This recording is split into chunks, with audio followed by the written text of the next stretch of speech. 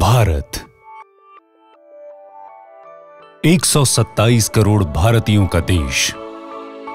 हमारा यह देश आगे बढ़ेगा, ऊंचा उड़ेगा, पर तब जब हम 127 करोड़ लोग एक साथ आगे बढ़ेंगे, जब हमें अपनी उड़ान दिखाने के लिए अवसरों के नए आसमान मिलेंगे, जब सुविधाओं के नित नए पंख मिलेंगे, उड़ेंगे तब हम बिना किसी परेशानी के, बिना किसी देरी के, क्योंकि अब हमारी इस उड़ान को एक नई दिशा मिली है। ई गवर्नेंस इजी गवर्नेंस है, इफेक्टिव गवर्नेंस है और इकोनॉमिकल गवर्नेंस है। ई गवर्नेंस के माध्यम से गुड गवर्नेंस की ओर जाने का रास्ता है। हम डिजिटल इंडिया के माध्यम से आईटी के धरातल पर यूनिटी का मंत्र को साकार करना चाहते हैं। जनहित की नीतियां और योजनाएं सरकार का कोई उपकार नहीं, काम है और हर देशवासी का हक। और उन्हें ये हक बिना भ्रष्टाचार के सही से और समय से मिले, आज यही सबसे बड़ी चुनौती है। और अब इस चुनौती को अवसर में बदल रहा है इंडिया, डिजिटल इंडिया। आज देश में सुशासन दिवस है, डे ऑफ गुड गवर्नेंस। प्रधानमंत्री नरेंद्र मोदी जी की अगुवाई में जो ऐतिहासिक चुनाव हुआ है, उसका लक्ष्य है सबका साथ सबका विकास। और इसके लिए देश में सुशासन होना है, जल्द निर्णय होने हैं और जनता के पास सूचना क्रांति के माध्यम से पहुंचना है। प्रधानमंत्री जी का निर्देश है, IT plus IT is equal to IT. India's talent plus information technology is equal to India tomorrow. Digital India यानी पारदर्शिता और जवाबदेही के दो सशक्त स्तंभों पर आधारित ई गवर्नेंस। संचार एवं सूचना प्रौद्योगिकी मंत्रालय प्रस्तुत करता है ई गवर्नेंस के माध्यम से गुड गवर्नेंस। राष्ट्रीय सुशासन दिवस।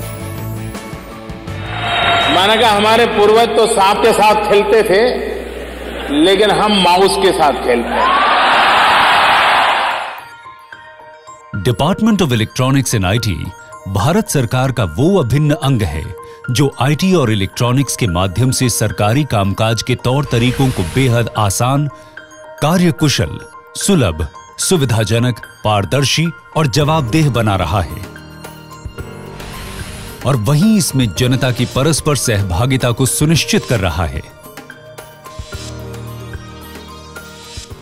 हाल के वर्षों में, विशेषकर 2-3 दशक से, ये टेक्नोलॉजी का इस्तेमाल सर्विसेज डिलीवर करने में, गवर्नेंस डिलीवर करने में बहुत प्रभावशाली सिद्ध हुआ है, प्रभावकारी हुआ है। और ई गवर्नेंस जो शब्द है, उसकी उत्पत्ति इसी चीज़ से हुई है।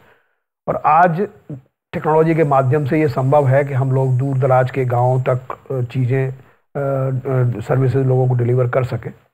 और हमारे विभाग का यही मुख्य काम है कि हम लोग किस तरह से ई गवर्नेंस को बढ़ावा दें। डिजिटल इंडिया जो कार्यक्रम, जिसकी शुरुआत अभी कुछ दिनों पहले हुई है, वो एक बहुत ही महत्वाकांक्षी परियोजना है, जिसका उद्देश्य है कि हम अपने देश को किस प्रकार से बहुत डिजिटली एम्पावर्ड सोसाइटी और नॉलेज इकोनॉमी के रूप में तब्दील करें। और इसके लिए जो भी ज़रूरत की चीज़ें हैं, उनको हम किस तरह से निर्माण करें। पर यह सब होगा कैसे?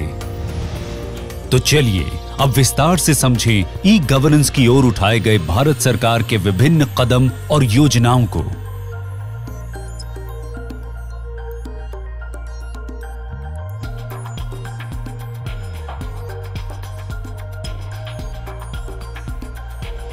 आधार enabled biometric attendance system e governance की तरफ पहला बड़ा कदम है कि जनसेवक अपनी पूरी क्षमता के साथ जनता की सेवा करे। सरकार ने इसे सुनिश्चित किया आधार इनेबल्ड बायोमेट्रिक अटेंडेंस सिस्टम अपनाकर। देश का कोई भी नागरिक अब attendance.gov.in पर सरकारी अफसरों की उपस्थिति देख सकता है। पूरी पारदर्शिता के साथ देश की कार्यक्षमता बढ़ाई है ई गवर्नेंस ने।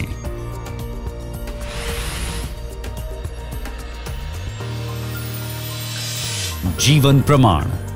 सरकार ने देश के करोड़ों बुजुर्ग पेंशन धारकों को हर साल बैंक में जाकर अपने जिंदा होने के प्रमाण देने से निजात दिला दी है।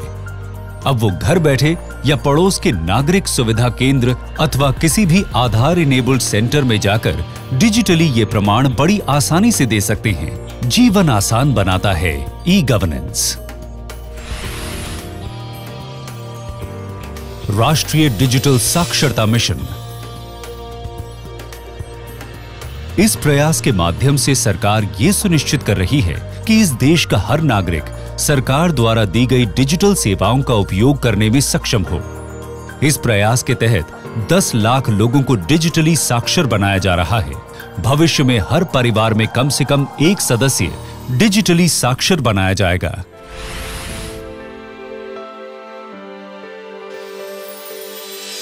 ई पोस्ट। डिजिटल इंडिया के इस सफर में इंडियन पोस्ट भी अपनी अहम भूमिका निभा रहा है। विश्व में ये अनूठी पहल है कि किसी देश के सभी 1,55,000 डाकघरों के विशाल नेटवर्क को आईटी से जोड़ा जा रहा है। इससे उनके रोज के कार्य एवं उनके द्वारा प्रदान की गई सेवाएं अधिक सुगम, पहले से ज्यादा भरोसेमंद और सुलभ हो गई हैं। साथ ही ई कॉमर्स से जुड़कर इंडियन पोस्ट ने ग्रामीण और शहरी विकास के अंतर को कम किया है। With the rollout of India Post IT project, India Post reaffirms its commitment towards promoting good governance in the country. E-book platform.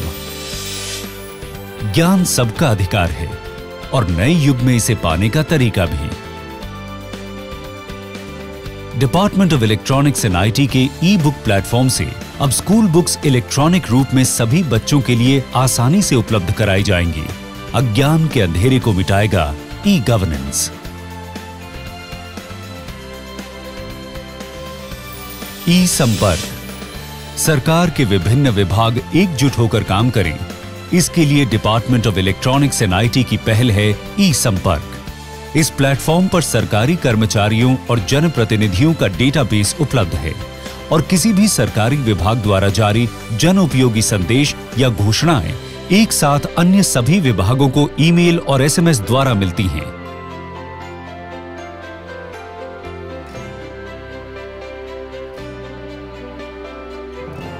National optical fibre network.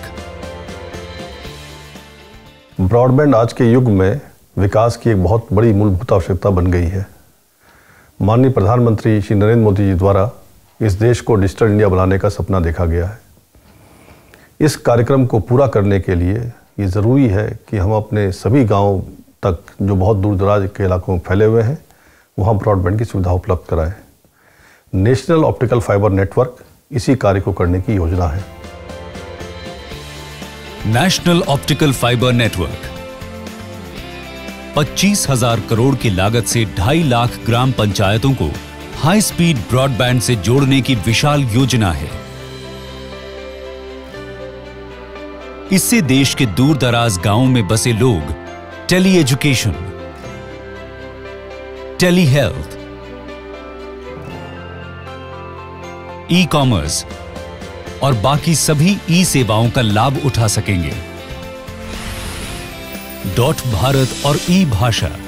Bharat अनेक भाषाओं का देश है।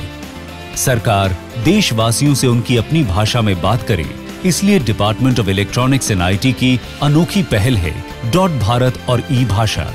अब देशवासी अपनी मातृभाषा में इंटरनेट पर से उचित सूचनाएं और जानकारियां प्राप्त कर सकेंगे।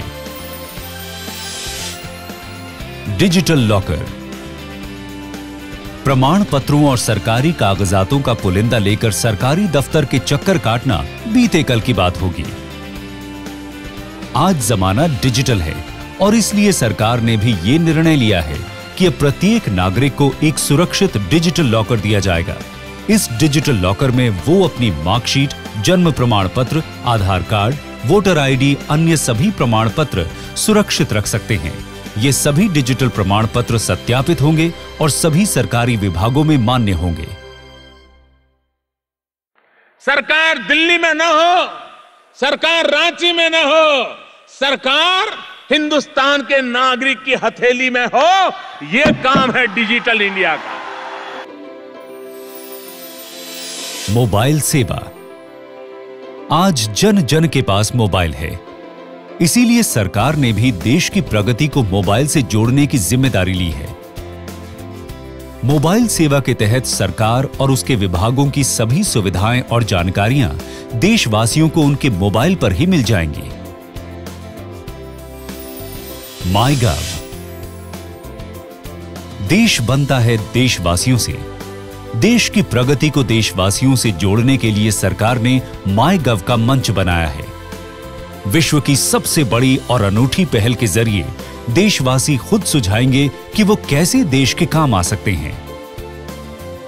नए विचार, अनूठे सुझाव, नई तकनीकों से देशवासी राष्ट्र निर्माण में अपना योगदान दे रहे हैं। तो इस देश की सूरत को बदलने में सूचना प्रौद्योगिकी की बहुत बड़ी भूमिका है। हम नए नए कार्यक्रम लाएंगे, नए नए प्रयास करेंगे, नए नए आईटी इंस्ट्रूमेंट्स लाएंगे प्रोग्राम के साथ, ताकि लोगों को अधिक से अधिक सहयोग मिल सके। शासन सुलभ हो, प्रामाणिक हो, ईमानदार हो और जनता की भागीदारी हो, यही है डिजिटल इंडिया की कल्पना। और मुझे पूरा विश्वास है जिस तरह भारत में डिजिटल टेक्नोलॉजी बढ़ रही है, सुधार की गुंजाइश है, हम करेंगे। लेकिन एक नए भविष्य, मजबूत भारत के भविष्य का बहुत बड़ा प्रयास हमने किया है जो सफल होगा। मेरी शुभकामनाएं। और यह एक निरंतर शुरुआत, निरंतर संवाद, निरंतर प्रयास है ताकि ई गवर्नेंस के इस महाअभियान में संचार एवं सूचना प्रौद्योगिकी मंत्रालय और अन्य विभागों के सहयोग से हम हर देशवासी को वो शक्ति दे सकें कि वो अपना ही नहीं पर असली में देश का भी भाग्य विधाता बने।